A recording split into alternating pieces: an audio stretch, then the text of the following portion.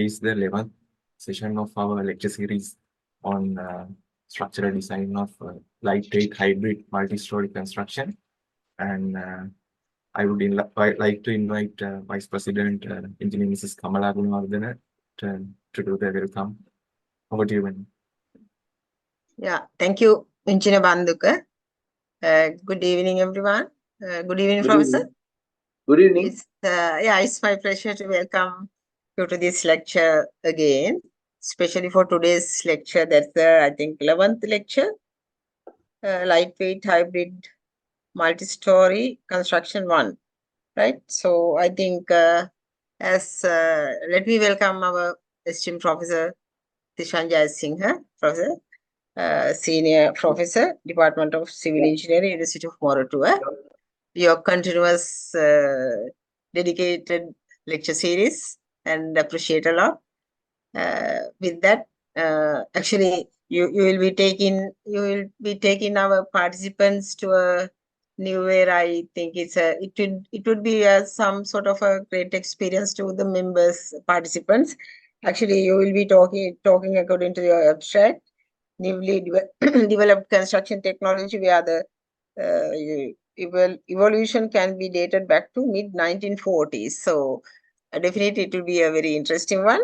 And with that excitement, I think we'll start the thing, and I welcome our participants to the lecture. And I think with this, expecting more contributions and to go ahead with the same lecture series, I invite Professor Jayasinghe, Professor Sanjay Singh, to take over the platform. Yeah. Thank you, Okay. Professor. Thank you very much. Thank you very much, Engineer Kamala. Thank you. Thank you. Good evening, everybody. Now we started by looking at the basic materials that we use, and also we looked at how the Eurocode can be used for design of beams. And the moment we know how to design a beam, designing a slab is not a major problem, because the same rules are applicable. So what I thought was, I will introduce this new concept as well, so that when we think about the vertical load transfer, we can have many systems. So generally in a building where the vertical load transfer is by the columns. But in this new technology, we are planning to make use of walls as well. So what I thought was, before we go deep into the design of columns, bases, foundations, I thought of introducing this new technology that we developed as a result of about 40 to 50 years of research at University of Moratuwa. The main feature of this particular technology is it can give rise to about 50% cost saving in a building. And the good news is from 22nd, 23rd, 24th, that is Thursday, Friday, Saturday, we are going to have Architect 2024 exhibition. And we are actually having a 30 feet by 30 feet space called Affordable Luxury, where we are going to showcase many new technologies. So if you are keen, please visit the exhibition and experience get a first-hand experience of these new technologies. So if I repeat, it is on 22nd, 23rd, 24th, Architect 2024 exhibition. We are going to have a special construction cluster called Affordable Luxury. So the idea is, you can have luxury, but at a very low cost. So you can learn firsthand about more details about this particular technology. So now if you look at the way that the construction industry in Sri Lanka has evolved, first we look at what happened in 2018 and what remained in what was the situation that remained in 2020.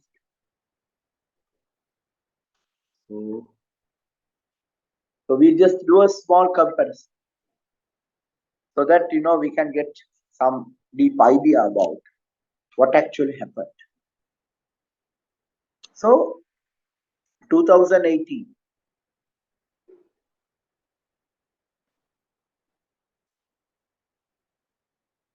what is the price of this? What is the US dollar? Used to be something like 165, 60 to 170 rupees. We just lose a range. Now we'll take 23, 24 values. US dollar has now come down to 310 to 320. But still you can see it's nearly double in rupee terms. Then we can also look at price of diesel.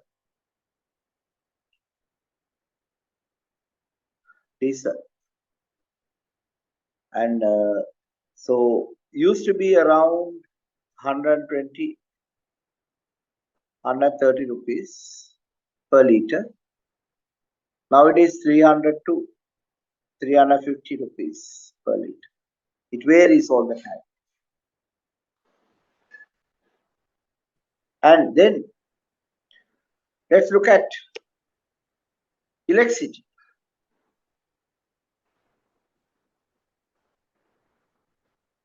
We used to have a unit maybe about 10 to 15 rupees. Today it's about 50 to 90 rupees per unit. So you can see very significant variations in costs. And with that, what could happen? Let's see what could happen. So if you look at the basic ingredients that we use cement, sand, aggregates, concrete, and many other materials, and steel. Cement used to be around 800 rupees. Now today it's around 2,200. Now if you look at sand, good quality river sand today costs per cube about 22,000 rupees. Manufactured sand can be slightly lower. It used to be around 14,000. Aggregate cost would have been about 8,000. Today it goes around 12,000. 1 meter cube of concrete today, with placing, labor, everything can cost between 40,000 to 50,000.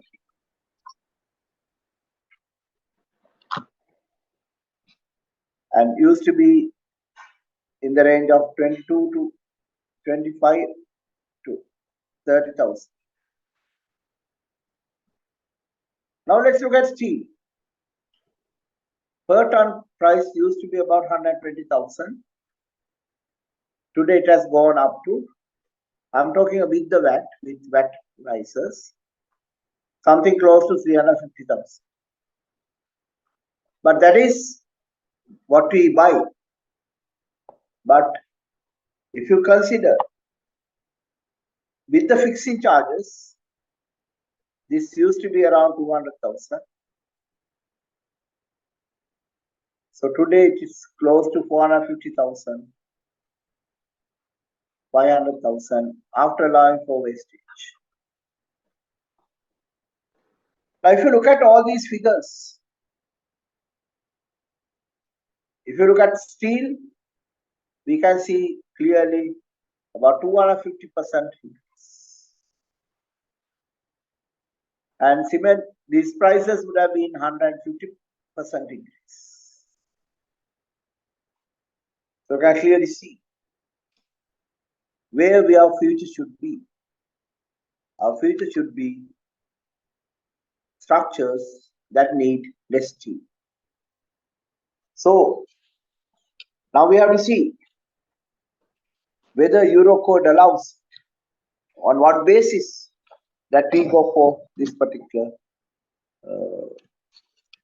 concepts. So for that, what I thought was, let's look at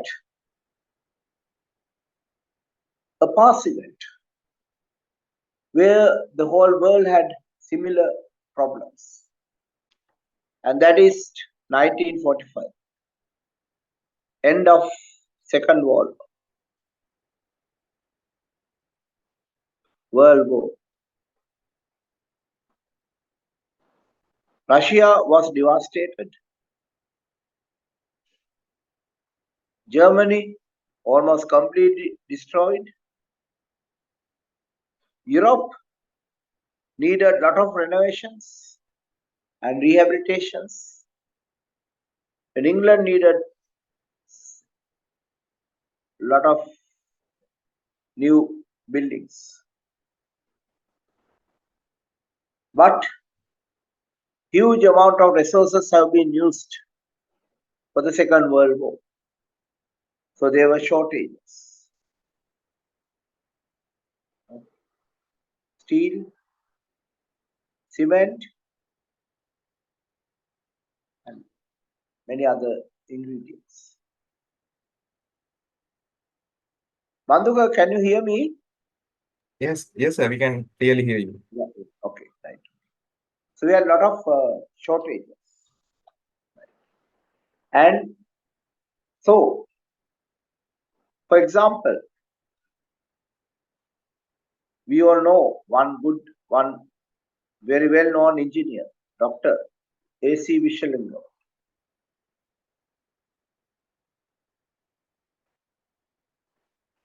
In 1950s, he went to Tokyo University.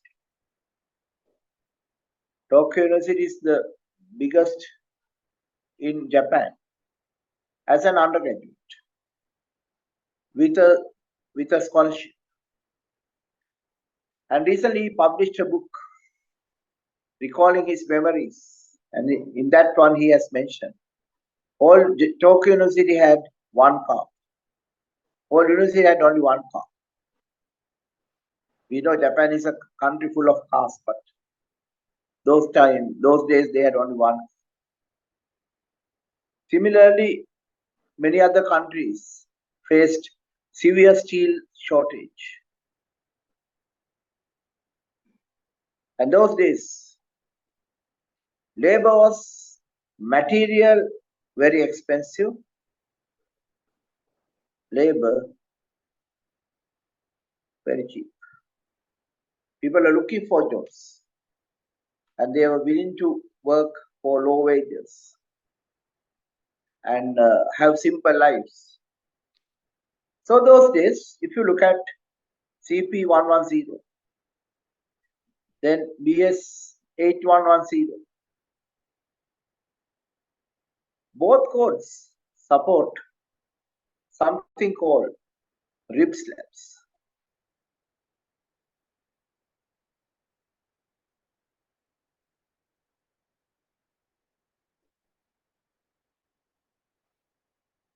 Something like that. So the idea is we cast a slab to a thickness of 75 millimeters, and these can be about 2 meters, 2.5 meters, and the whole idea is this rib will be strong enough to span one way and ensure the deflection delta is pretty low. That's the idea. Now, if you look at this idea, how does it come? It comes from the behavior of a slab. Let's take an example.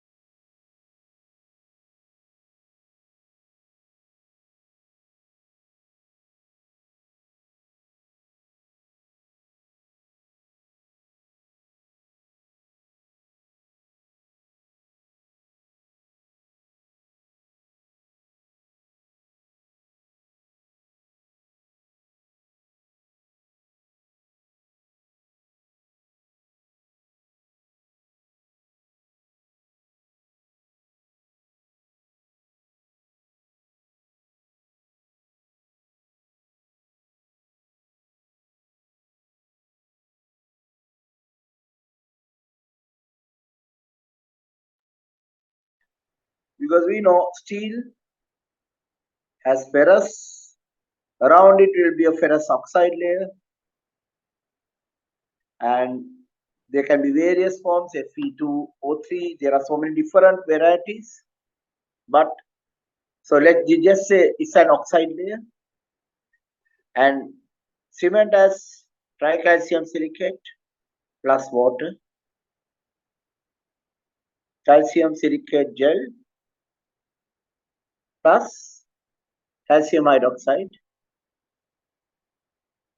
This creates a lot of calcium hydroxide here. So if you look at concrete, its pH value is around 12 to 13. And this ferrous oxide layer is very stable when pH is high. So we have a stable environment, and provided that we introduce a cover of 25 millimeters or more, then we can have a structure that is going to definitely last 50 to 100 years, provided that we have cured concrete at least 1 week. Your curing of concrete will continue this reaction, and continued reaction means a lot of calcium hydroxide in concrete, and pH will be high, dense concrete. So curing is very important. So if we cure concrete, then the whole purpose of this crack control, cracked concrete, is to protect steel, And this, when we say cracked, we are talking about a surface crack width of 0.3 millimeters. But it rapidly diminishes in width, and by the time it reaches the reinforcement, it's negligible. So that's the kind of crack that is allowed. And so generally, we can't see any of these cracks because they are so fine, we can't see them. So now, then people thought, why are we having all this concrete? Cannot we remove all this concrete?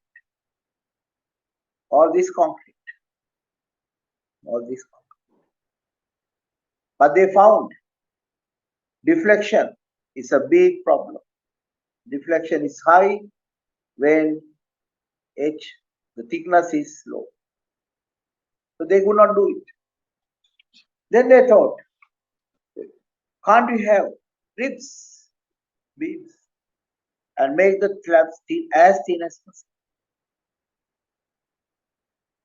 And when you make the slabs as thin as possible, span in this way, short distance, and having ribs around 2-meter intervals, what would happen? We can minimize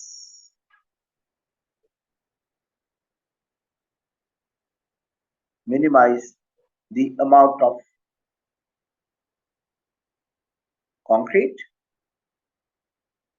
steel, at the expense of more shuttering.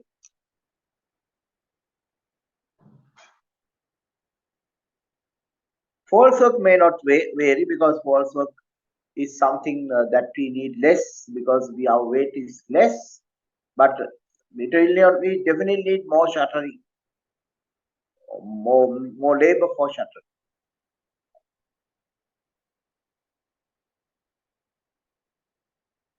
So after Second World War, material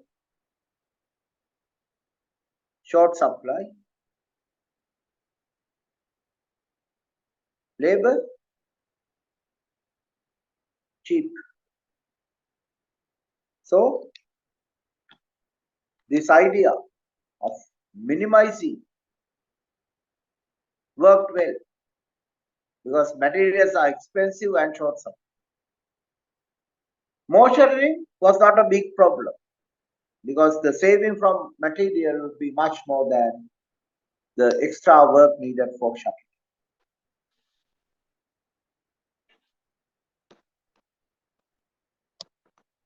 Then what happened?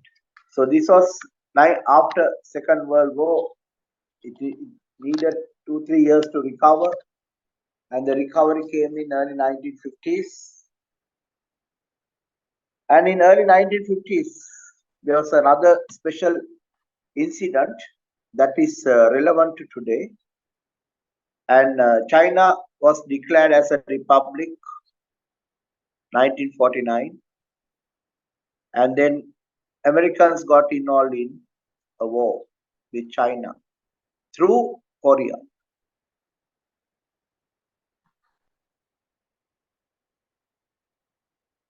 And it was a very damaging war until 1953.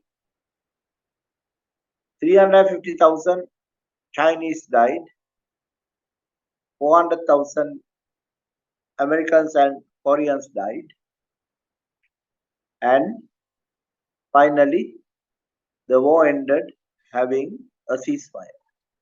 They did not have an agreement. What they had was just a ceasefire. They said, okay, no more fighting. But during this time, China did not have much industry, but this war helped China to emerge, to improve their steel production.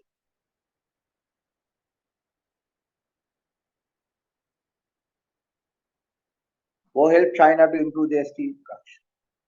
And they also wanted a lot of rubber. So, and they were producing a lot of, they had a lot of farmers, so they were producing a lot of rice as well. So they wanted rubber, they had a lot of rice, so Sri Lanka started supplying rubber to China. China supplied rice to Sri Lanka. So that is what we celebrated as 70 years of rubber rice agreement last year. So with all these developments, by 1960s, Japan was doing reasonably well, and they were also having a big middle class,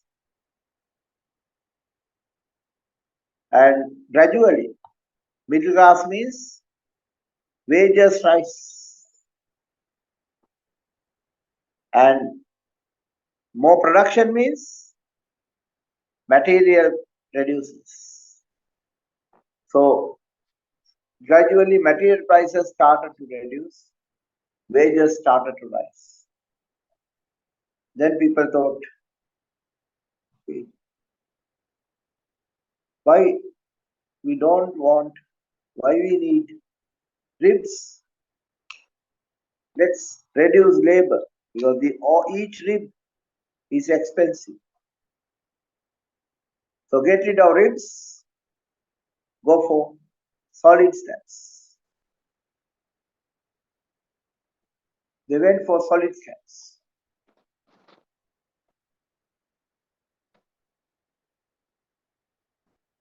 And rib slabs lost popularity.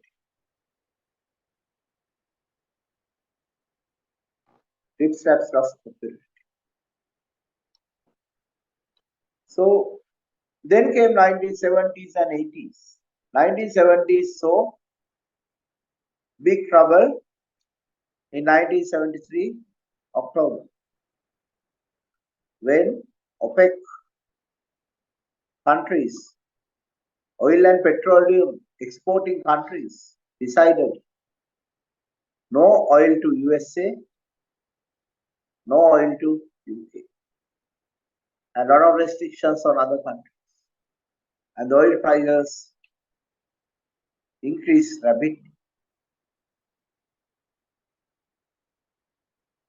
And this led to huge exploration on oil. And what happened? The economies developed a lot because restrictions forced other countries to explore oil. So one of the significant findings was North Sea oil. So with that, UK and Norway benefited a lot. These two countries, because the oil prices were high. And in UK, most of this wealth was used for economic reforms in the economy. In Norway, they invested this money. Today, Norway is one of the richest. And what they did was they gave 5-year visa to the people to work in the North Sea, and after that, and within 5 years, they mastered all these technology of oil exploration. And today, Norwegians are managing their oil resources. So, a lot of people from UK went to work in Norway, but they could work only 5 years because within 5 years, Norwegians ensured that they are masters of the game. So, then what happened was, so a lot of reforms, wages continue to rise, materials reduce. Then people thought, why do you want beams? Let's have columns and slabs. So then flat slabs. And flat slabs, what is the problem? Flat slabs need a lot of steel. Lot of steel. So this was in 1980s, 2000.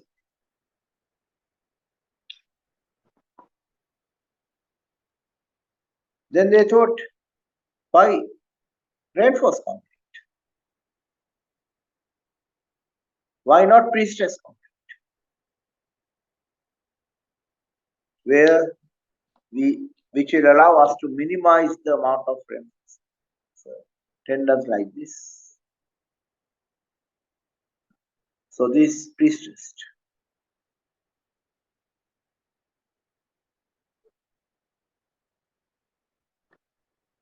Now this was a world trend. So world trend in 1960s, 1980s, 2000 onwards. These are all different trends, starting from ribbed slab to solid to thicker flat slabs. So that's the evolution that took place in the world. Now let's see how Sri Lanka responded.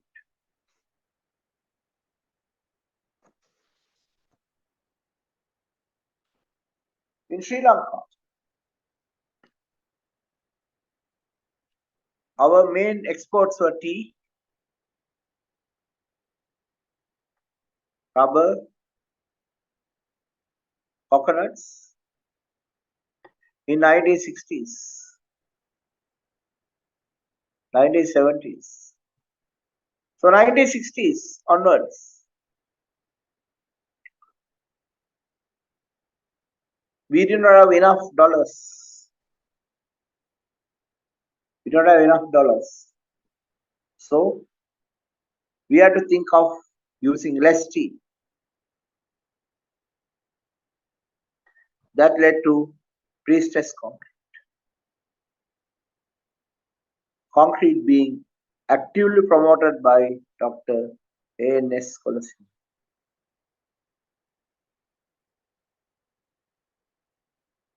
So we got PT bridges, bridge beams, and precast technology. So many things happened. So 1960s, we were well ahead of the rest of the world in technology.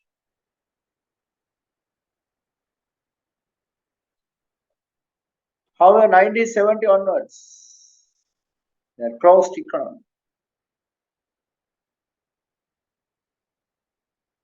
Many things were produced in Sri Lanka,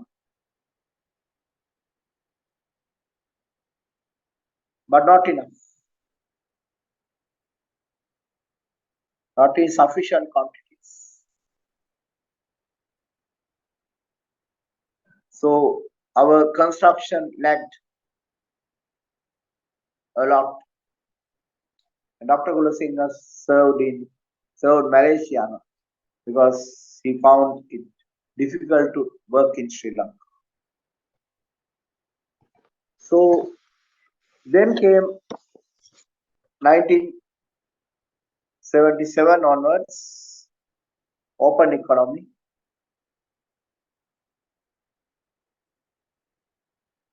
By 1990s, we started getting big companies like ICC, Maga.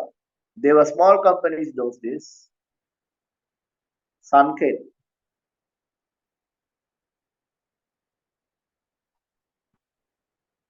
And our engineers also got more experience.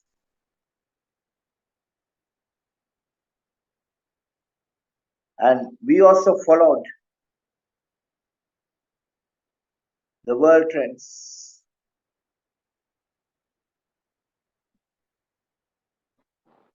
So what we did was, we also thought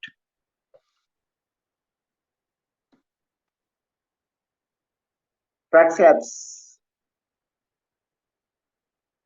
versus solid slabs, solid beam slabs, beam slab systems. We also thought this may be better than this, because that is the world trend. But not only this, we even went to PT slabs.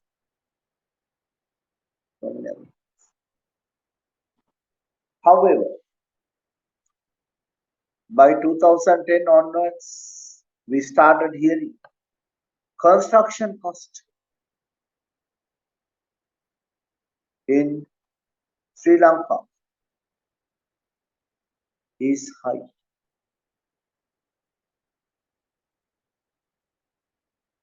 And it is much higher than Malaysia.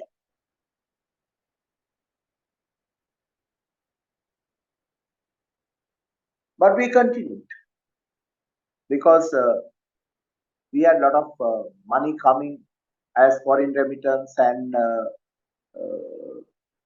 so sometimes the money came through diaspora, so many different ways. So what we did was we kept on going, and until April 2019, where the blast rocked the economy. And then came COVID. Then came the devaluation of rupee. And as a result, we had a construction industry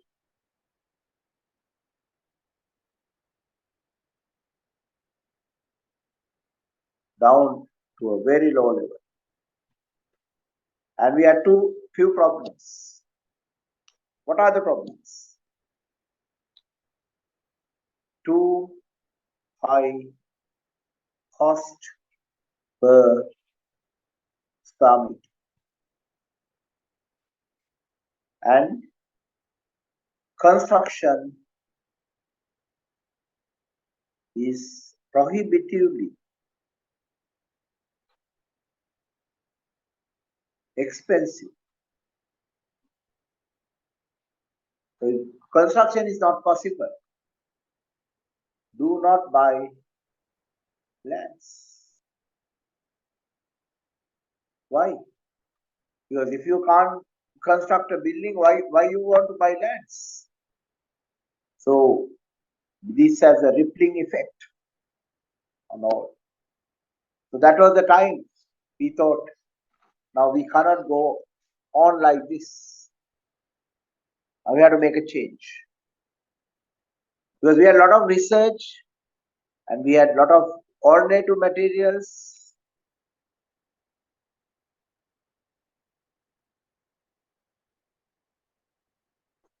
But no takers. Nobody is interested in all these new materials that came out as research. Once in a while, we get a client who is keen, and then we might use it, but it was never the mainstream. So, if I give some examples of materials, we had Dura,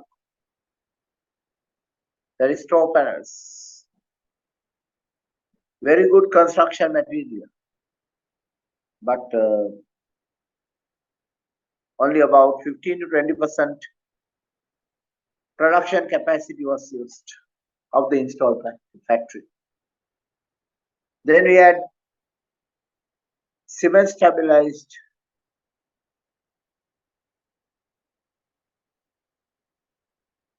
earth used as blocks, rammed earth. Many people tried to make the blocks popular, but most of them failed. Only few are now remaining.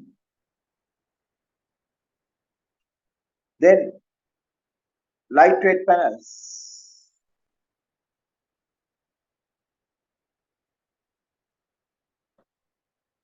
So there are so many options, but very few were interested. So that's the time we thought, what is the way out? What is the way out? And the way out is, let's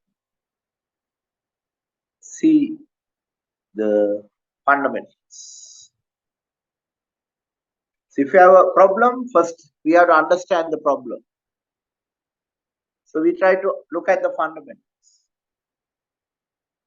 The reality of Sri Lanka is still, if you spend 100,000 rupees on materials, we need only 35,000 to 40,000 rupees convert it to a building.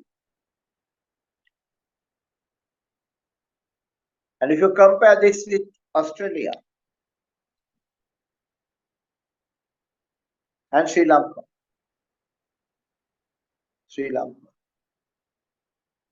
Australia,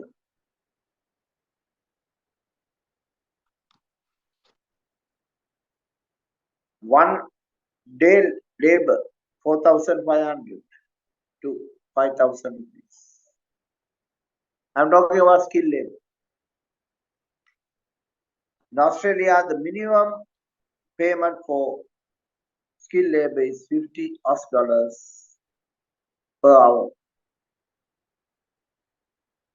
So the cost can be 500 to 400 to 500 dollars because you have to pay for insurance. So many other charges are there. Social security, insurance, there are so many charges. So it can be 400 to 500 dollars. So rupees 100,000. But if you look at the cost of material, because we are using natural resources, there cannot be huge difference in the cost of materials. Because we also importing steel. So they also import. The cost of materials cannot be very different. So what happened? So these people like minimum labor.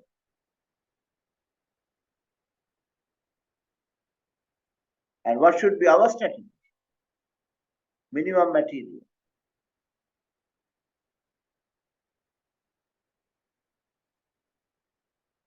Like after the Second World War. So we thought, okay, let's see how this can be realized by making use of the modern research we have already undertaken, we have completed. The data is available, the technology is available. So let's adopt the technology and see how we can have minimum material and how it can give rise to cost-effective construction. And then you'll ask, why cost-effective? Because if we are to bring the people back to the construction industry, we need to be cost-effective. So we have to see how we achieve it. So that's what I'm going to explain in the next few slides. Bandhuka, is that clear? Yes, sir. Very clear and very interesting, yes, sir. Yeah, okay, fine, thank you. So now we have to think not inside the box. So we need outside the box. We cannot be thinking inward, we should be thinking outward. So that's what we need. So let's see what is the concept behind this minimizing the material. Now let's take sand.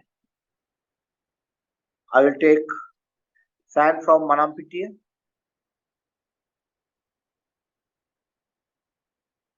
As an example, may be applicable for manufactured sand as well. So this is Sri Lanka. It has to come all the way from there to here. Maybe 250 kilometers. So diesel at 350.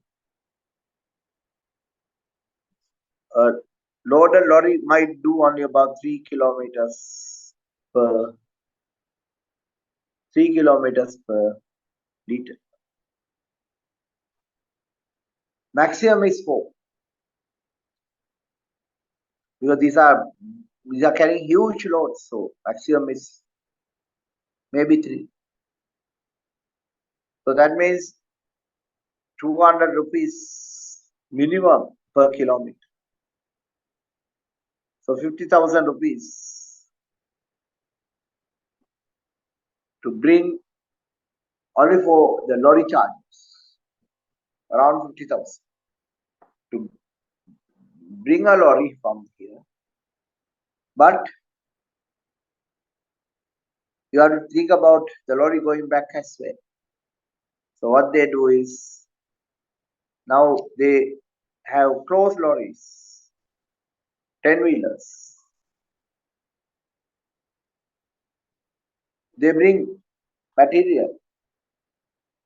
So it counts as sand in the closed lorry. And it goes back with a load of fertilizer. So to Colombo from Manampitia is a load of sand. From Colombo to Manampitia, Colombo, it's load of sand. And when it's going back from Colombo to Manampitia, it is carrying all the goods that are needed for farming. So because of that reason, still we can buy 1 cube of sand for about rupees 22,000. Now let's see what is the meaning of this. And the bulk density is 1500 kilograms per meter cube. And 1 cube is 2.8 meter cubes. So the weight of 1 cube is 2.8 into 1500. Bandhu, can you find the value?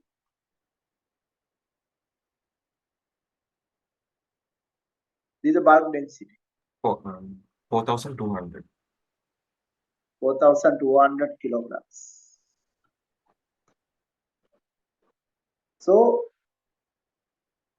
then what is the cost per 1 kilogram? This 22,000 divided by 4,200. What is the value, Bandhuka? Comes close to 5 rupees. Yes, 5.23. Yeah, so rupees, let's say 5 rupees, right? Let's assume that it's around 5 rupees. Can be slightly more, right? Now, let's look at the cost of cement.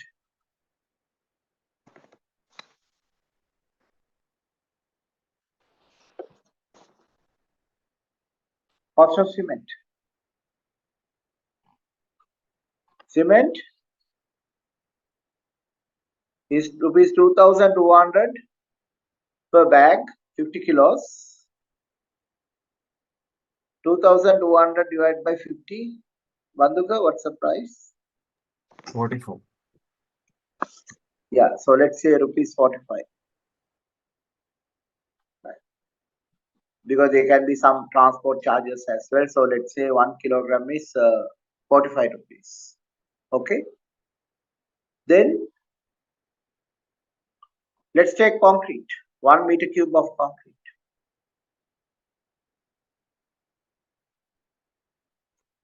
We have cement around 300 kilograms.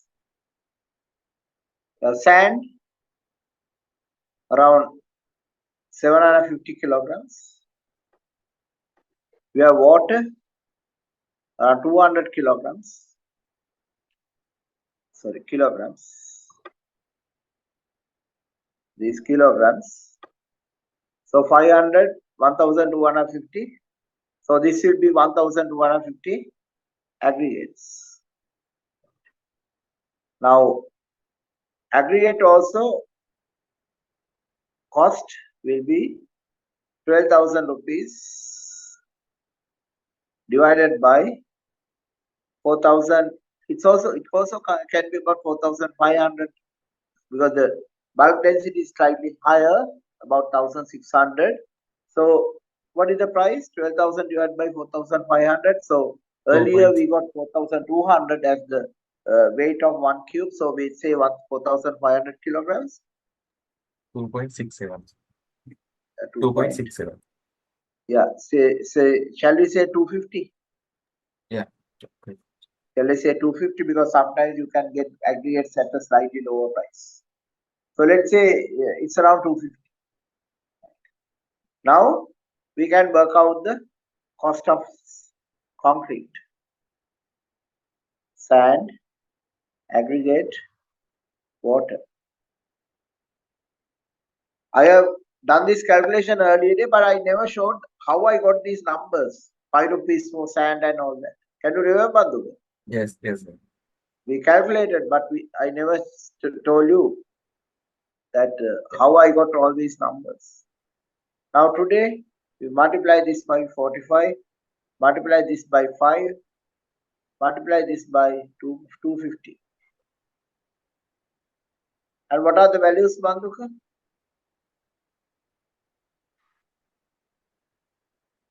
13,500 for cement. 500, yeah. 3,750 for sand.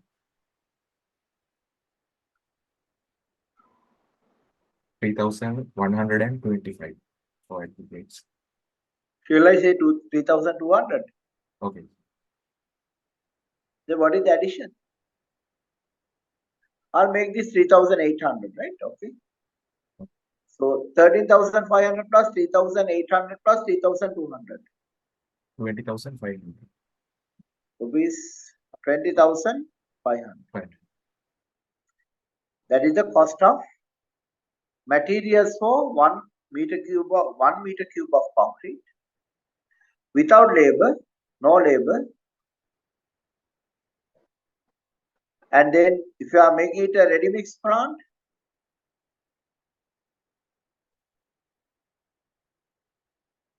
then that involves transport,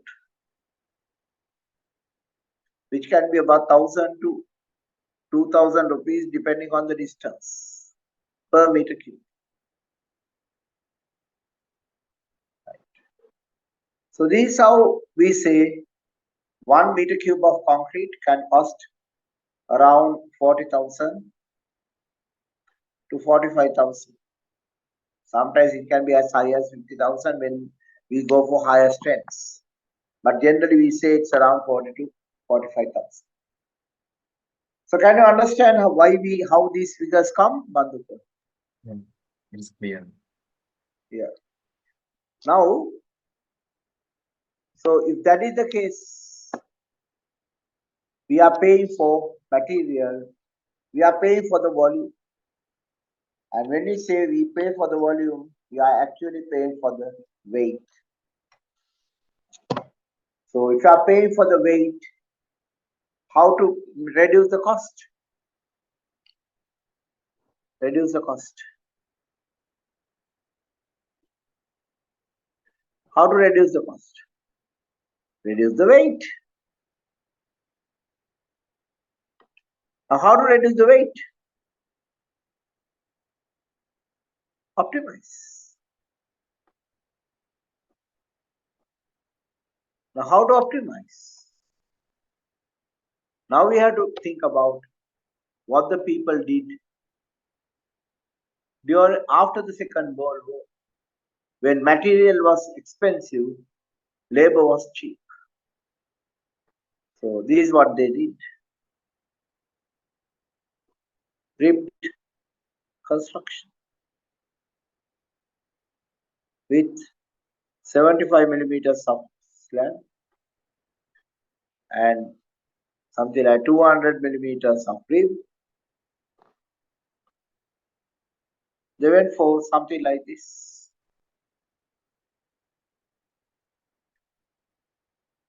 And then this is a small span, so you need a minimum amount of steel. And it can come even as a 8 millimeter bar. And you might need little bit of steel here just to make sure the continuity. and that also can come with 8 millimeter. Why? Because these are thin concretes. So whatever we do, we can have a greater control because we are dealing with smaller quantities.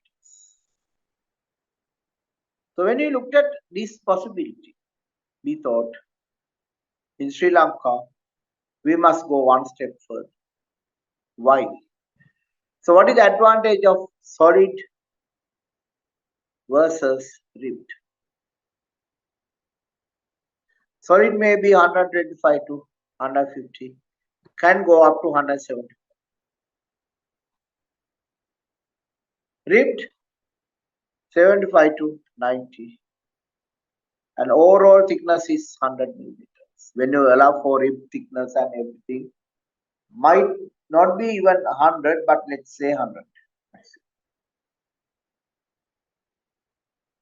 Then we are saving, let's say we save 50 millimeters each floor.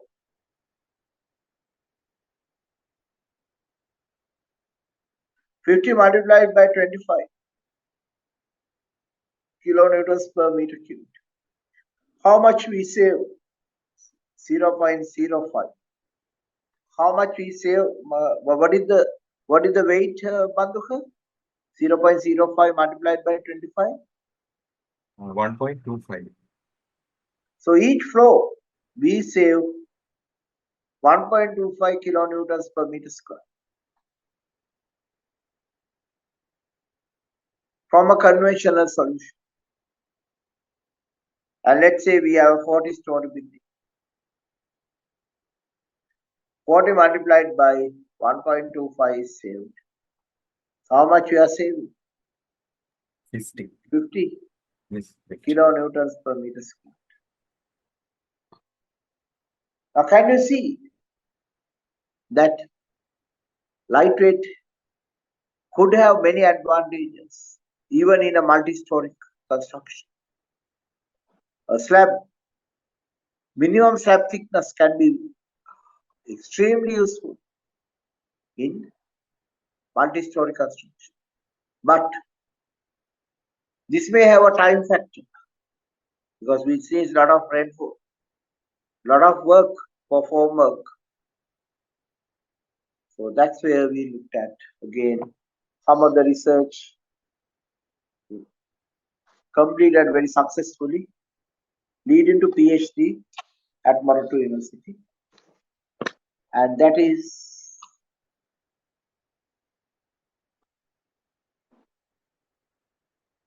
the lightweight slab systems. And this is how the lightweight slab system comes. We have a precast beam, 175 millimeters thick, 200 millimeters deep, for up to 4.5 meters spans. Then we place these beams at 2 meter intervals. So these are variation from the original designs where they use 1.5 meter original research. Then what we did was we looked at it, how we can improve it according to Euro codes.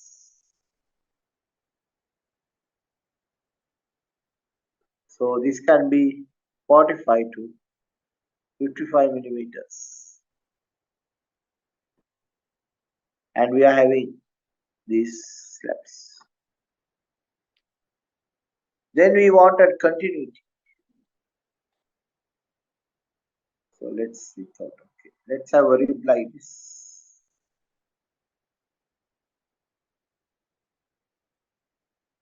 Have the reinforcement here. And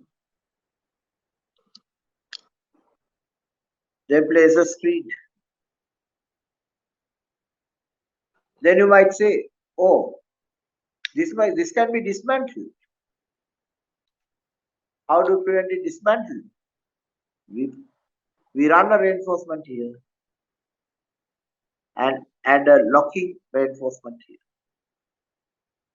We lock each slab by using a 8mm cut piece, small piece of steel. And we like continuity. So what we do is we provide some top reinforcement here, some top reinforcement here. Then what do you have? Now we have a precast system with a precast slab with in-situ topping.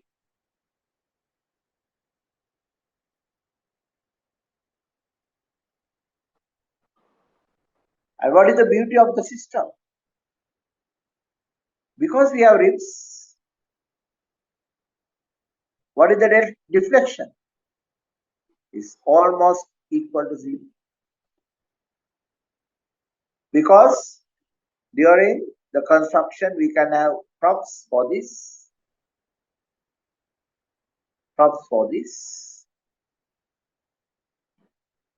and a prop for this. So once you place a prop in the middle, then we complete the slab,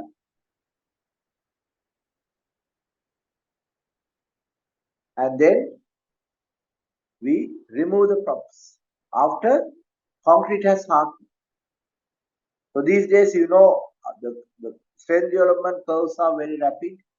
So if we keep this moist and cured with ponding for 1 week, concrete will gain a huge strength. So after 1 week, we can remove. And we can precast all these members. Precast. We don't have to worry why the columns and all the other things are cast, foundations are done at a casting yard created on the side of the same site if the space allowed. Then we can start casting this. And this is the main innovation that we did. So now I'm going to draw an exaggerated, a bigger enlarged view. So this slab. So this. We have this.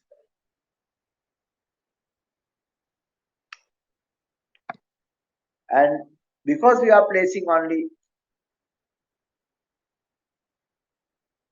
35 to 45 millimeters, only a small quantity of concrete, we can use admixtures, improve the workability, because 1 liter of admixture can cost about 600 rupees, 400 to 600 rupees per liter. So by using admixtures, we can reduce the water content and we can get high quality concrete like 30 to 40 megapascal concrete for the screed. And even these can be about 30 to 40 megapascal concrete. Because higher the strength, lesser the cover required. Because we are going for thin construction. So if you are going for thin construction, we know in concrete, cement is the friend, what is the enemy? So reduce the enemy by using admixtures. So that with the same amount of cement, you can get high strengths, like 30 to 40 megapascal. And once you go for something like 40 megapascal concrete or 45 megapascal concrete, the ingredients are the same, but the durability is very high. We can reduce the cover requirements.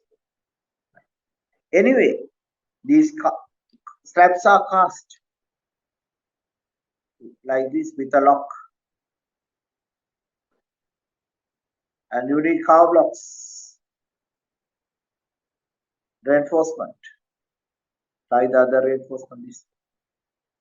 These are all 8mm bars.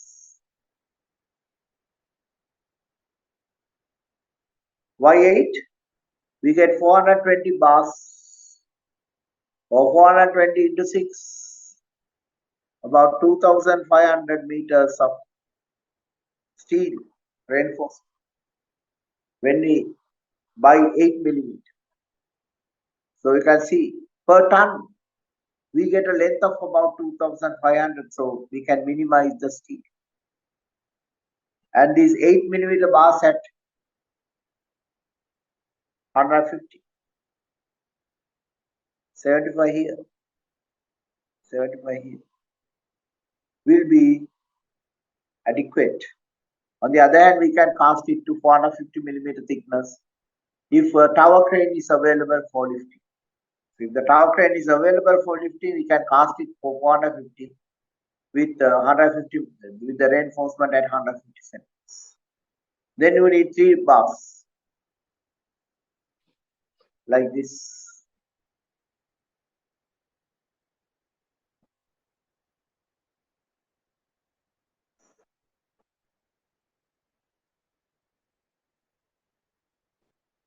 So this 150, 75, 75. So altogether 450. So there are two widths that you can cast. But if you are not having a tower crane, the weight of a panel should be less than 100 kilograms. Then 2 people can handle it. Otherwise, we need 4 people to handle it. So those are the issues that the construction manager should resolve depending on the type of equipment available at the site. So we complete this for 90 millimeter, 90 to 100 millimeters. We try our best to reach 90. Then what we can do is we can get marbles, chips, can be terrazzo chips or 4 to 6 millimeter chips. What we do is these all, lot of grout will be here. We embed these materials and let it harden. And by using a float, you can make all these materials firmly embedded. And then we can, once hardened, we can cut and polish with a terrazzo machine. And you can get whatever the finish you like. And another technique is get broken windscreens. And what do? You lay broken windscreens, you crush it and embed broken windscreens also, pieces also in between. And so you can get extremely nicely finished terrazzo finish without spending money on floor finishes. That's one alternative. What is the other alternative?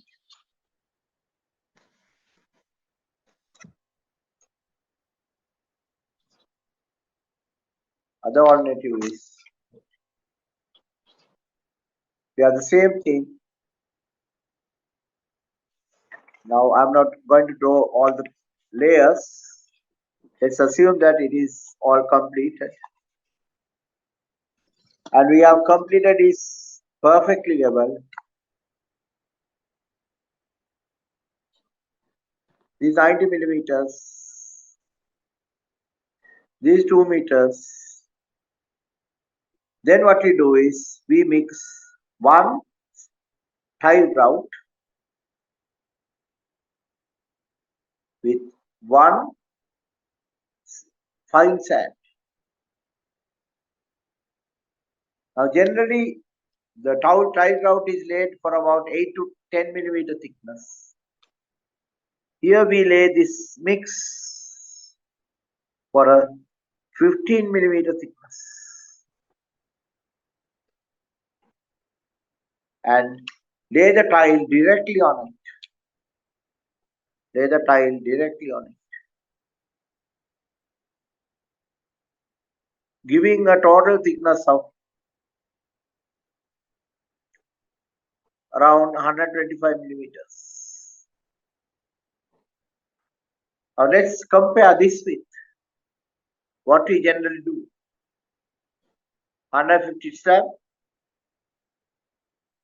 because we are concerned about the sound insulation. Then we have around 40 millimeter tile bed. Then we'll use around at least 5 millimeter grout and tiles. So what is the overall thickness?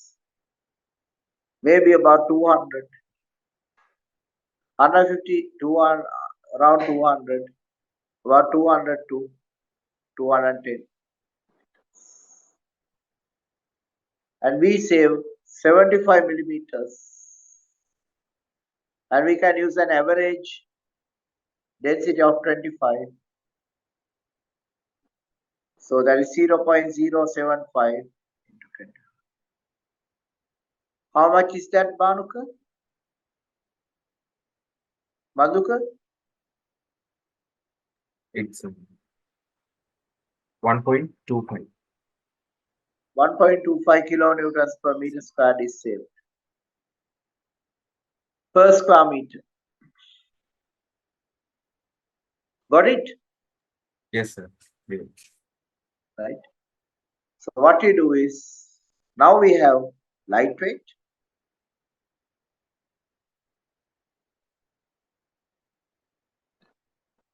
So because this is lightweight,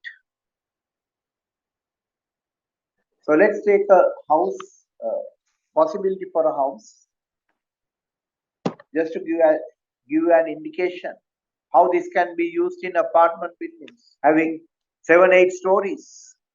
So just look at a house having a garage like this, and the entrance here, a bedroom here, a washroom here, and these are all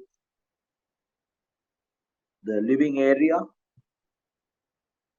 and the staircase here,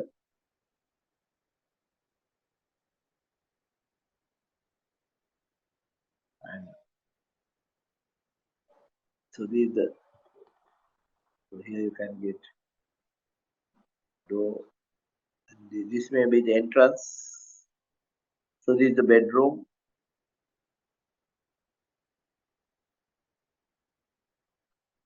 and so this may be about 6 meters. This may be another 6 meters. It's a large house. So what can we do? Now some maybe there may be walls. This may be a wall. So this is a lightweight system, and let's say this 8 meters. So every 2 meters we have a beam.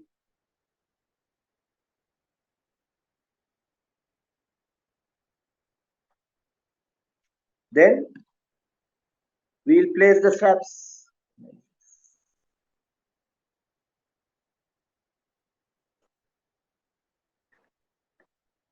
So what happens? This is lightweight. So part of the load is transferred there, part of the load is transferred here, and loads are transferred at intervals. And now you can see if we use a strong masonry can carry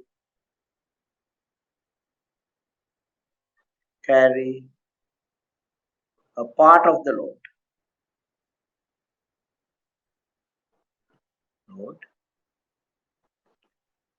Concrete frame will carry the rest. So that means, because this system is made by us with precast elements, we can, for example, for this bedroom, we can decide we are going to have the beam this way because this is a wall. This is a wall. The windows are here. We might say, okay, so I'm going to have the slabs this way.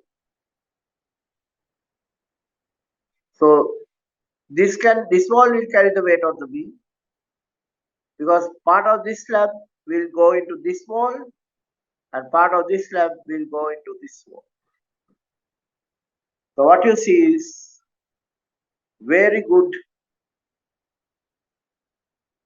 two-way distribution of loads. If that is the case, you can decide. We run the main frame elements only in one direction and we carry all the other elements this way. We are going to have the slabs this way. And we are not going to run a frame this way because these walls can be load-bearing walls. This can be load-bearing walls. So the moment you start thinking like this, you'll find we have a very good load distribution. So it's lightweight and it's hybrid. Why hybrid? Because loads are going all over the directions and we are carrying part of the loads using masonry. And it can be used for multi-story.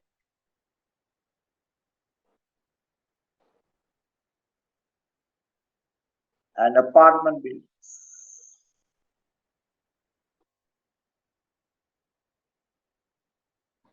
And what is the beauty of this system? Because the deflections are strictly controlled. We reduce the number of operations.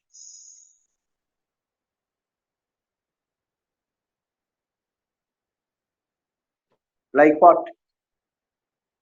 First thing, no tile bed.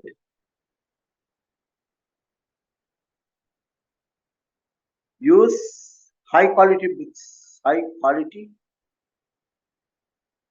cement blocks. Although we call them cement blocks, they are concrete blocks. Why?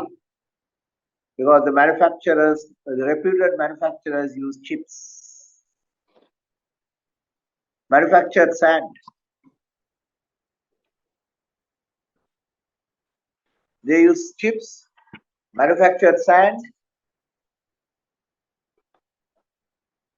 and high quality cement.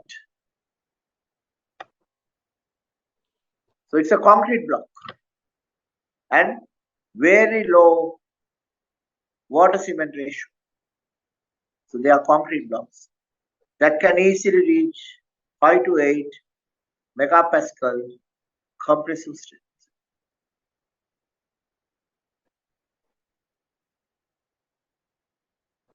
And the Euro code 6 tells us with M4 mortar of 4 megapascal. When you know the block strength, M4 mortar is 1:5 mortar. 5 to 8 megapascal compressive strength, what happens? We get 2.5 to 3.5 megapascal wall strength. Or you can even go for something like 4, depending on the strength of the blocks. And to minimize the weight of the blocks, we don't have to go for solid blocks, we can go for hollow blocks. We can make use of hollow blocks. So what is the concept? Concept is we have less weight in slabs, less weight in walls. Instead of 225 walls, we are using 150 walls. And these blocks are high quality. So if you construct the walls carefully with due attention, you can make a perfect wall that does not need plaster. And there's a product called Macao Super Plaster, which is a very water resistant product, polymer based. So you can have 3 millimeter, 2 millimeter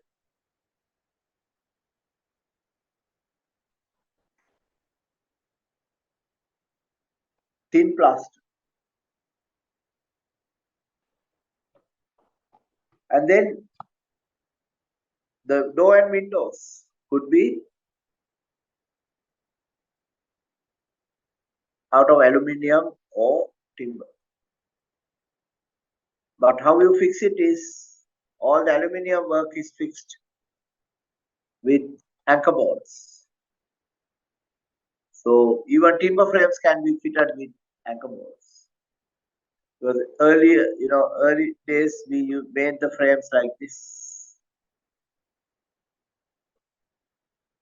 So there was a portion here to fix but these days we don't use it. We make the timber frames also like aluminium frames, so that we can, by using anchor bolts, we can fix the system. So all those things are available in Sri Lanka. So the whole idea is reduce materials, operations. In doing so, reduce cost. And you might ask, what is the cost? You can hit 2,500 rupees, 25,000 rupees per square meter for the structure, and you can complete a structure for 50,000 rupees per square meter. So, what do you think, Madhukar? The concept? It's very interesting, sir, and I think we should take this to the construction industry. Yes, because if we take this to the construction industry, there will be plenty of people who are willing to construct again. And the beauty of this system is this can be used in tall buildings, medium-rise buildings, houses, rooftops, you name it. So if you are doing a rooftop, why the rooftops leak?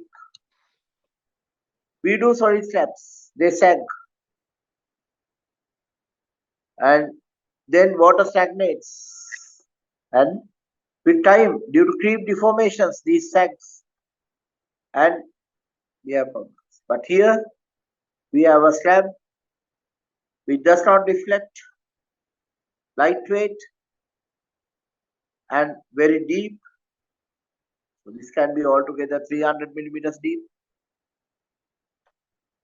What you can do is you can lay the screed to a slope. Maybe the screed here may be 60. The screed here may be 40. So you lay it to a slope and you use all these marble type materials and make the top surface rough. The moment you do this, you will find waterproofing is not essential. It's not essential. So there are so many things you can do, because the whole idea of embedding chips here is, rather than having a concrete cement-based surface, what is exposed to the rain will be a chip-based surface. And we know chip-based surfaces are much harder and erosion resistant than concrete-based or cement-based surfaces. So the whole idea is we spread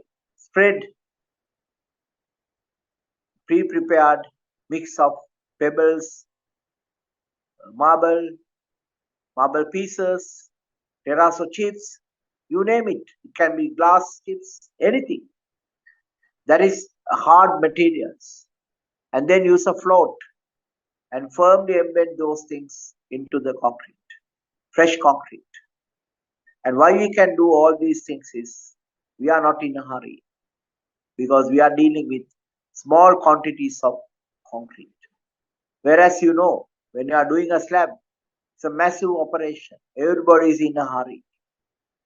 But here we are talking about small operations where nobody is in a hurry. So we have plenty of time.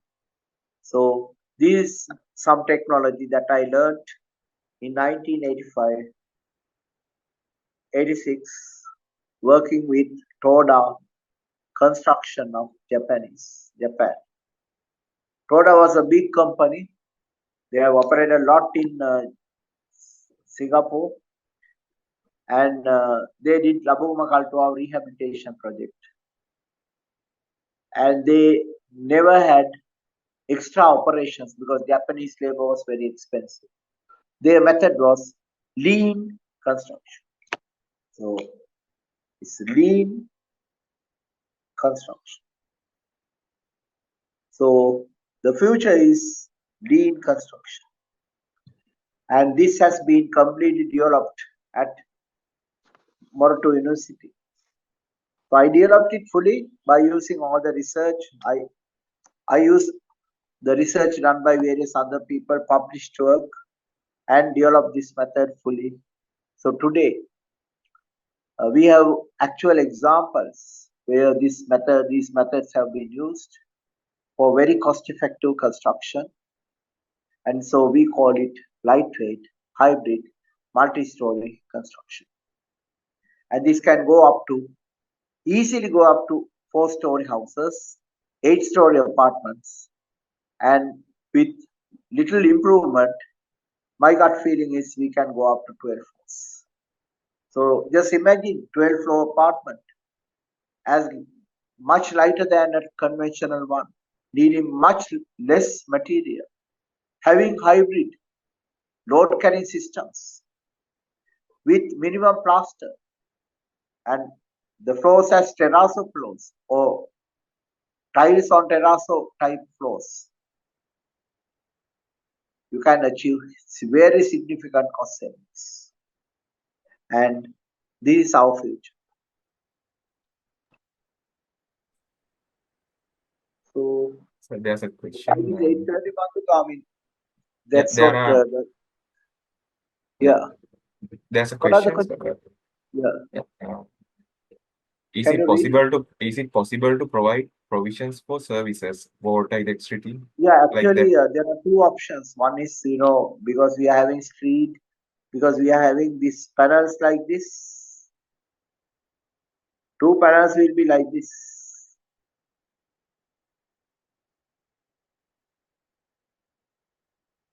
So you can run the conduits here, right?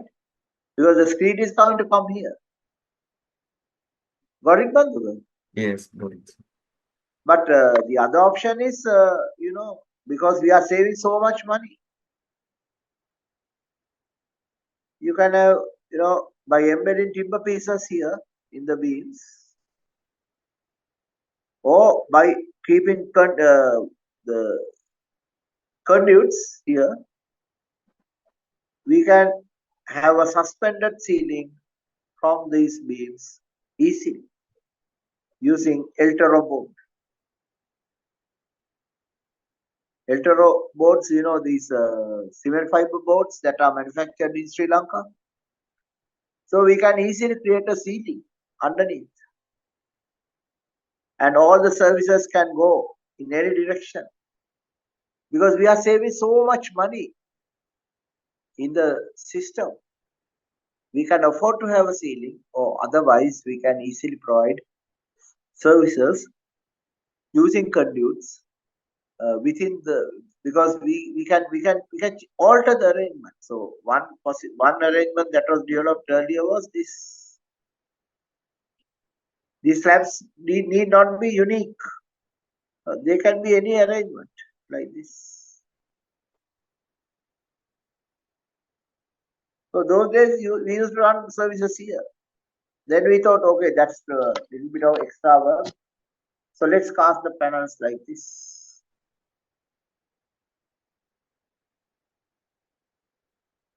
So we can provide the services here.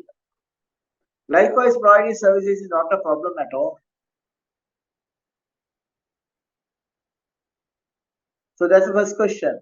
Yes. What is the second one? So, what is the cover criteria when provided minimum thickness? Is it possible yes, to apply for cover goes with Europe. adverse weather conditions like that? No, cover, that's why I told you just one moment. See, this is the durability.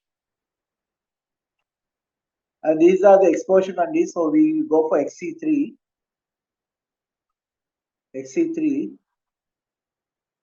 And here we have XC3. XC3, members with slab geometry, position of reinforcement not affected by construction process. It says reduce the class by 1. Reduce the class by 1. And then it says, if you are going for C3545 concrete, reduce the class by 1. So you can reduce the class by 2. So instead of S4, you can try S2. What is the core requirement? 15 mm. Got it? Yeah, got it. So that's why we use admixtures and go for, because the main advantage is because we are using very little concrete, we don't have to bring ready mix. We can use site mix where we use the admixture, minimize the water content, use the vibrator, compact the concrete as much as possible, and minimize the water, because we don't want much workability, because we can use the vibrator and vibrate the concrete in the panel. So anything above 15 millimeters is accepted, because you don't need this delta. When you look at the cover, there's a delta factor, the 10 millimeter, because we are casting, we are not working on the reinforcement. We are casting on the ground, we are not working on the reinforcement. So this tolerance is not necessary. Tolerance is not necessary. So what we need is 15. See, what we need is 15 millimeter cover, because we are using very high strength concrete, where the cover to the reinforcement can be assured, because we are not working on it. We can buy cover blocks, because cover blocks are readily available in the market these days. So we can provide 15 millimeter, or if you want, you can go for 20 millimeter. Okay, Madhukar? Okay, sir. And So how we can long? design for Eurocode. We have designed it for Eurocode. So there's no problem of designing it for Eurocodes. Okay, sir. Yes, sir. What And how long must the prop be provided until the concrete reaches its strength? So basically, these days we know when you go for high strength concrete, this high strength is we are going for high strength not for the flexural strength. We are going for high strength for durability. So if you are, even if you design this as a 25 megapascal cube strength, that is enough. Because this slab is, we are not going to load the slab immediately after removing the props. You want few people walking and attending to the work, right? If you are, as long as you are not going to store material on the slab, the moment the screed concrete cubes reach 25 megapascal, you can remove the props. But we are doing it in the range of 35-45 megapascal concrete, because we have minimized the water cement ratio. So what happens? We can easily remove the props after 1 week of ponding, 1 week of ponding. That is my personal experience. Okay. So basically now this is a departure from our general thinking. Okay, maximum we can do is 30 megapascal concrete. All that is gone. Now we are thinking about 45, 50 megapascal concrete with admixture even in small sites. Because spending little money for admixture, reducing the cover, going for a minimum thickness, they are all advantages. So our task is minimize the processes, minimize the materials. And if it means little extra labor, doesn't matter, because labor is very cheap. What we have to save is materials. Okay, Vandana? Okay, sir. And there's a question, I think we discussed this, any provisions, considerations when it's directly exposed sun or thermal heat effects using as No, roof rope. actually, this is what we do. This is a good question. It's a very good question. This is what we do. Now, in a normal slab, we have beam, and you might have a wall, all that. So what we do is, in this particular one, so we have this arrangement. But when you have a roof, what we do is, we make this beam little larger and place a bitumen sheet. You know, blackish color bitumen sheets that we use as a roofing material. And then we place the slabs on that. Then we place the concrete. Now, there's a positive connection between slabs and the beams. So the situation is like this. We have beams. There's a separation.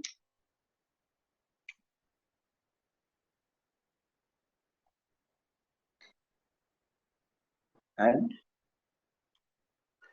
we have slabs made continuous with. So this can have expansion easily. And we can create a slope.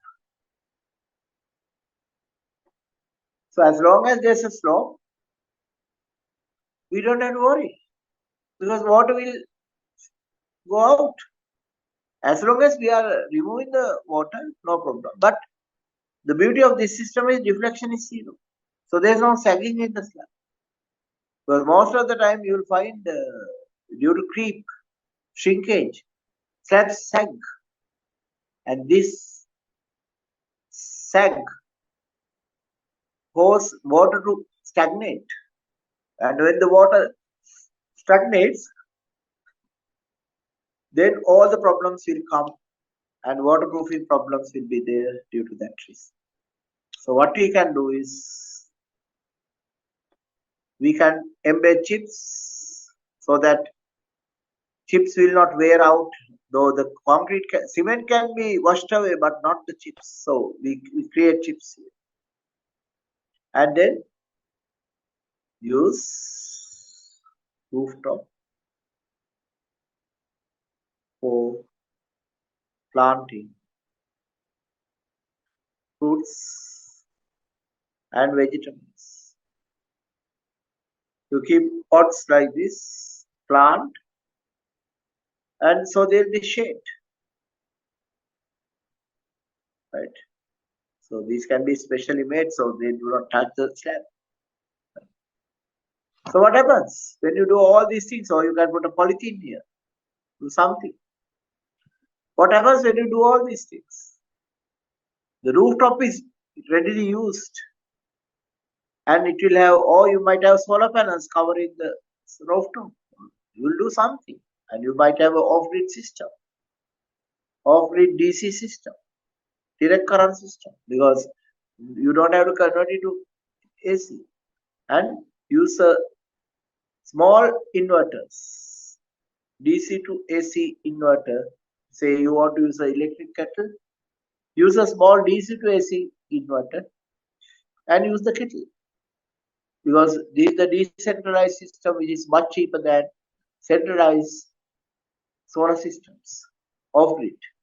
So what you do is you will have two wirings in the house, one wiring for CEB, another wiring for this DC system, and you will have a separate bulb system for the DC system. So whenever you have a solar, you can have your own solar system. You don't have to be connected. You don't have to connect the solar system with the grid system. You can have two systems, and you can save a lot of money used for lighting, boiling water, and so on. And even if you have electric car, you can charge batteries. You can do all those things with DC. You don't have to go for AC, alternating current. So there are so many different options when you have a rooftop, and rooftops will be ideal because we can have many users with the roof. Okay, Bandhu. Okay, so the last question. What I say is we cannot be thinking inside the box anymore. We cannot be concerned about conventional. We must start thinking completely fresh, new. And that's why, we like all of you coming for this exhibition, because many of these things will be showcased at the exhibition. So we like all of you coming, learning firsthand, because it will not be just exhibits. We'll ask you to, tap a rammed wall, or you might ask you to drive some stools and see how the Dura panels can be connected. So there will be many things, live exhibition. So if you have time, please come and learn firsthand. And it is, so we are spending over 1 million to make this happen. So we like all of you coming and, learning the state of the art in lightweight hybrid construction, and so many new materials that are available for us to be very innovative and make our construction industry viable again. Okay, Bandhu? Okay, sir. So the exhibition is on 22nd to 20. 22nd, right? 23rd, 24th. I think it's Thursday, Friday, Saturday. Okay. This month. Very close. I mean, not tomorrow. Not tomorrow. The following Thursday, we are having the exhibition. Okay, sir. And there are 2 more questions. What is that? Is there any effect of the cold joint between 2 stages of concrete, and how to overcome it? No. What we do is, when you're casting, that's a good question. Excellent question.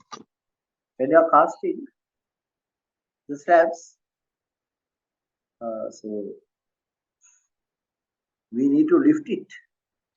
So what we do is, when the slab is cast, it will have a hook like this for lifting. Okay. So so we run a reinforcement and lock this.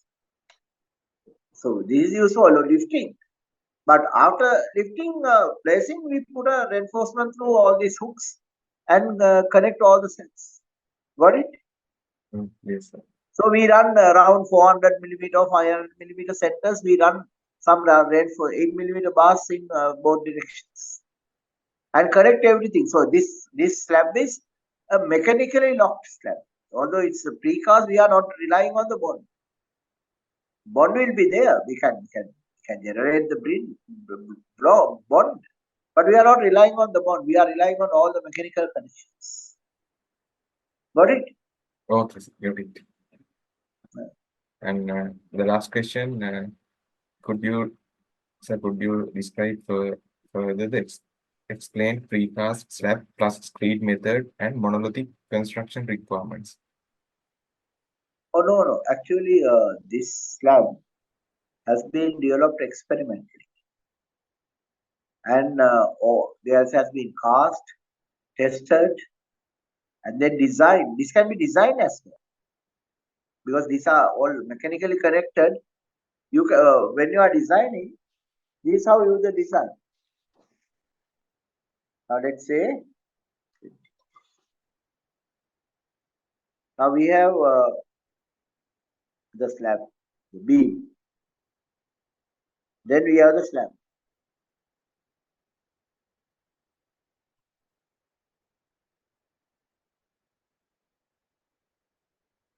So this bearing can be this 175.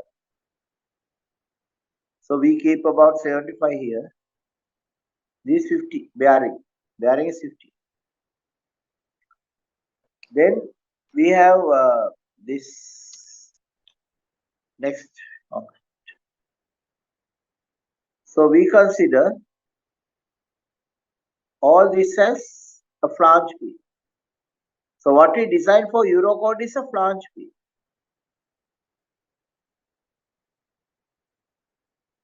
What is the reason?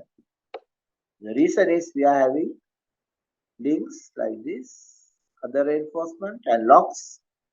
So this will be a composite action, not due to bond, but due to locking. Okay. So we designed this flange. For this beam, we designed this to carry the construction. Once do that, you have hooks and all those connections and all that. So it is all one unit now. So what we do is we design a 90 millimeter slab to span 2 meters according to Europe. That's all. And we make it continuous also. Now to make this load carrying capacity is more, we put some reinforcement here. 8 millimeter bars, very little reinforcement, and make it continuous. So these slabs are now going to behave like continuous slabs. This slab, 90 millimeters. Beam is going to behave as a flange. So these one system that can be designed for Europe. Have I answered the question? Yes. Yes, correct, right? Sir. It is clear. Yeah. Okay. Okay. Okay, sir. Anything else? I have 2 more questions. May I put them in the group, sir? No. I mean, we are not. It's okay. You can ask. What about the vibrations due to less thickness? Oh no. The slabs over 90 millimeter slab over 2 meters is more than enough.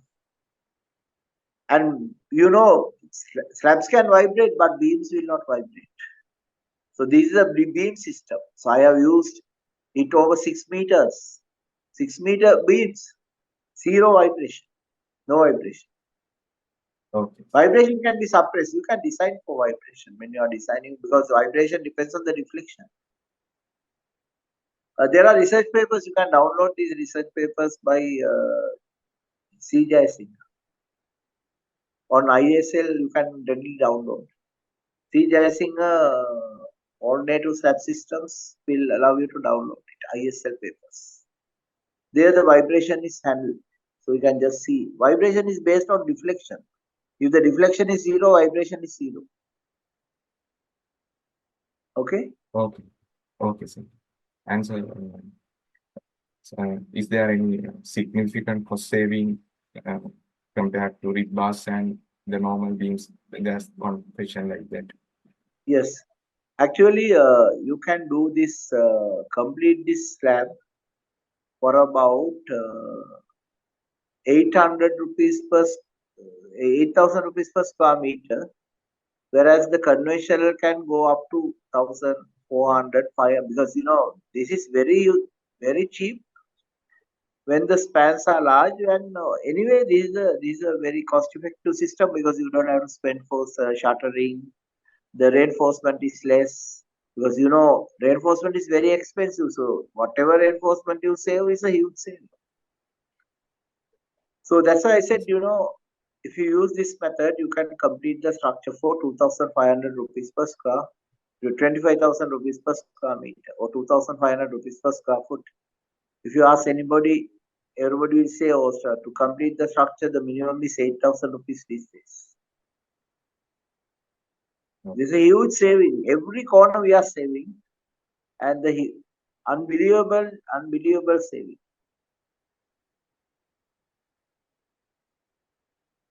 Okay, Bandhu? Okay, sir. And I think Chairman Civil Engineering Sectional Committee, Engineering Mangasila was there, but I think disconnected for some reason. Right. Thank you very much, sir. Today's lecture was very interesting, and there are many positive feedbacks in the chat box as well about this method. And so hopefully we will be able to take this to construction industry in future. Yeah, so it's up to the engineers to take it. So that's why we are using all these exhibitions. We are doing everything possible to make the professionals understand that conventional systems, we have not taken it properly, because we have copied too much. And in copying, we have adopted inappropriate systems that are good for countries with high labor costs. Yes. Because in our system, the material cost is very high. So what you have to save is material, not the labor. So by going for more materials, less labor, we have made our construction industry extremely expensive. So we have to go back. And I can give you one example. In 2015, I had to give 50,000 square feet in 2 months for a hospital project. And I designed a building with concrete floors, but these concrete floors are on steel beams, composite systems. And these beams, these slabs, so I use precast slabs, pre-stressed concrete. Do you know what is the thickness of the slab for 6 meter span? 90 millimeter. And even today you can go there, no vibrations, absolute no vibrations in the structure systems. And so they are using it as the hospital. Absolutely no problem in the system. And cost-wise, those days, 2015, the cost per square foot was 7,000 rupees, and I completed it for 3,500 rupees. So my systems, always my target is minimum 50% cost saving from the conventional systems. So the system that I presented, the systems, or if you put everything together as a lightweight hybrid multi-story construction, the construction saving can be anything between 50 to 60%. Okay, Bandhavan? Okay, sir. Thank you very much, sir. It was really interesting today. And how about our next session? It will be on the continuation of this. So, Next session, I think now we have got this in. Yeah. We can go back to columns, foundations, okay, sir. masonry design. So this will need masonry design also. Again, no. So first we'll complete what we started before we go Okay, to sir. more masonry design. So we'll discuss columns, foundations, cellular rock foundations. So yeah, so many things we can talk. Again, Okay, sir. associated with this lightweight hybrid construction. Okay, sir. Okay, sir. Thank you very much for this, Okay, sir. right. Thank you. And Thank you. we will share that exhibition file also if available in the group. It's a Architect 2024 Okay, file. sir. Okay, sir. So if you ask, if you just go into Facebook or Institute of We will find it. Architecture, you can Okay, find it. Yeah. Okay, sir. Okay. Okay, Okay. thank you very much, So sir. our one is only 30 by 30 feet by 35 feet area, full of things that you never expected, full of surprises, Okay, right? sir. Okay, sir. And new technology, new methods, a lot of live exhibition, not like a dead exhibition where you see something has already been made for you. It's not like that. You will come and do things there. Okay, sir. Okay, thank you very much, sir. Right. And also, I would like to thank the chairman, Civil Engineering Sectional Committee. He was there until the end, and now he left for some reason. And I'd like to thank the Mangala Silva, the chairman, Civil Engineering Section Committee, for continuing this lecture series, and also the ISL Secretariat, Publicity Department, and the IT team for these hosting arrangements. And also, I'd like to really appreciate the participants who asking questions and for their enthusiasm and interest in the subject. It is really valuable for this lecture series, and we hope you will join our future sessions as well. Thank you very much, and good night, everyone. Thank you, sir. Okay, thank you very much. Thank you, sir.